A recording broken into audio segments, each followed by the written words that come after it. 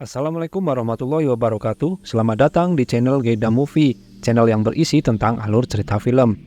Alur cerita film yang akan kita ceritakan kali ini berjudul Koito Dangan atau Yakuza Lover. Diproduksi oleh Mainichi Broadcasting System, biasa disingkat MBS, tahun 2022.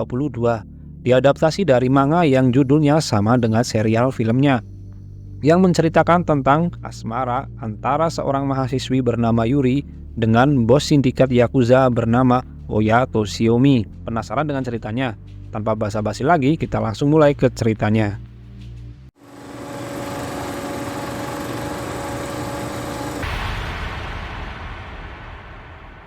Cerita dimulai dari sebuah pesta di salah satu klub malam yang diadakan oleh sekelompok mahasiswa. Terlihat dua wanita muda yang tidak begitu menikmati suasana pestanya, yang bernama Yuri dan Mai. Tujuan mereka adalah mencari pacar, namun kelihatannya mereka kecewa dengan apa yang dilihatnya, tidak sesuai ekspektasi. Bahkan ada salah satu laki-laki yang mencoba merayu Yuri dan memegang tubuhnya. Yuri bereaksi dan menjatuhkan laki-laki tersebut, lalu ia meninggalkannya. Terlihat seseorang melihat kejadian tersebut dari arah kejauhan. Saat Yuri dan Mai berjalan keluar dari klub malam, mereka salah masuk ruangan. Di ruangan tersebut terdapat sekelompok pemuda-pemudi sedang teler karena obat-obatan terlarang. Belum sempat menjauh, Yuri dan Mai dihadang oleh salah satu pemuda yang sedang giting, lalu memaksa Yuri dan Mai untuk ikut mencobanya juga karena sudah terlanjur menjadi saksi. Yuri mencoba melawan dengan memukul salah satu pemuda yang memegang Mai dengan bangku. Lalu pasang kuda-kuda siap menyerang apabila ada yang mendekat. Yuri dan Mai sudah terkepung.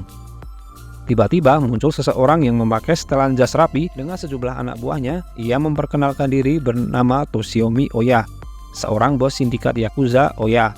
Lalu anak buahnya menghajar para pemuda yang mengganggu Yuri dan Mai. Yuri yang mengetahui bahwa di hadapannya seorang Yakuza, tiba-tiba jatuh lemas.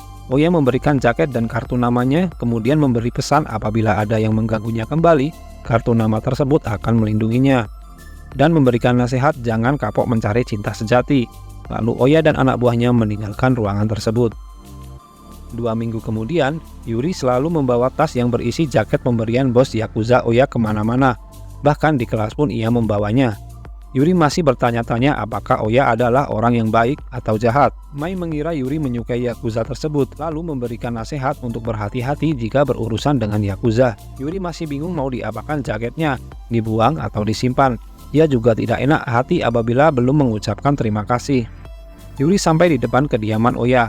Saat Oya keluar dari mobilnya, ia melihat Yuri membawa tas berisi jaketnya. Oya menyambutnya, lalu mengajak Yuri masuk ke dalam kediamannya. Tiba-tiba Oya memberikan beberapa hadiah kepada Yuri. Yuri terkejut melihatnya dan berkata bahwa tujuannya hanya ingin mengembalikan jaket.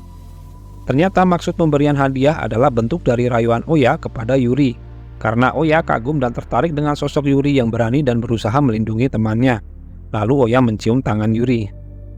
Yuri yang tersadar bahwa ia tidak seharusnya berurusan dengan seorang Yakuza mencoba kabur. Tiba-tiba dipeluk dari belakang, sontak Yuri terkejut lalu memberontak. Namun Yuri yang masih ketakutan meminta maaf tentang reaksinya tersebut. Tidak disangka Oya tidak tersinggung, lalu menyuruh anak buahnya mengantar Yuri untuk pulang. Sebelum berpisah, Oya mencium kening Yuri dan menyampaikan bahwa ciuman berikutnya akan menggetarkan seluruh tubuh Yuri. Yuri yang masih syok dengan situasinya tidak berkata apa-apa, namun di sisi lain ia senang. Tiba-tiba dari arah jauh Oya terserempet sebuah tembakan. Lalu segera menyuruh Yuri masuk ke dalam mobil dan Oya meninggalkannya untuk mengejar pelakunya.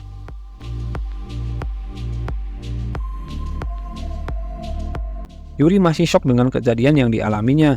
Ia tersadar bahwa ia tidak boleh terlibat dengan Yakuza karena dunia Yakuza itu berbahaya. Tiba-tiba, Yuri mendapatkan telepon dari nomor orang yang tidak dikenal.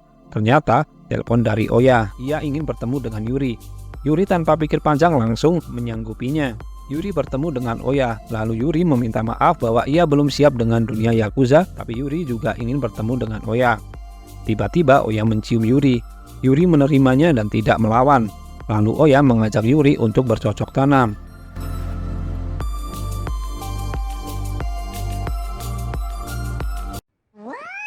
Saat melihat tato milik Oya, Yuri terlihat terpukau.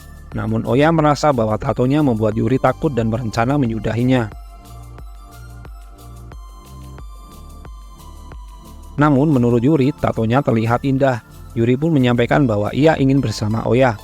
Mendengar hal tersebut, Oya merasa senang, kemudian melanjutkan mencium Yuri dan akan bercocok tanam lagi. Tetapi dihentikan oleh suara pesan yang masuk dari handphone milik Yuri, yaitu pesan dari ibunya yang menanyakan keberadaan Yuri. Lalu Oya menyuruh anak buahnya untuk mengantarkan Yuri pulang. Sebulan berlalu, Oya tidak pernah menghubungi Yuri kembali. Yuri gelisah, bahkan ia sengaja mengosongkan jadwal liburan untuk menunggu kabar dari Oya. Saat di kamarnya, Yuri melihat berita di TV tentang penembakan antar geng Yakuza. Petinggi Oya tertembak di bagian leher dan dinyatakan meninggal. Yuri yang kaget mendengarnya mencoba menelepon nomor Oya, namun nomornya tidak aktif. Yuri masih shock dan kepikiran tentang berita tersebut dan mencoba menghibur diri. Tiba-tiba handphonenya berbunyi telepon dari nomor Oya. Lalu Oya muncul keluar dari mobilnya dan menuju tepat di hadapan Yuri. Melihat Oya masih hidup, ia berlari memeluk Oya, lalu menyatakan perasaannya ingin menjadi pacar Oya. Ia juga harus bersiap dengan resikonya.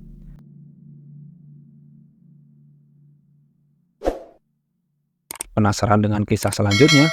Support channel ini dengan subscribe dan bunyikan loncengnya.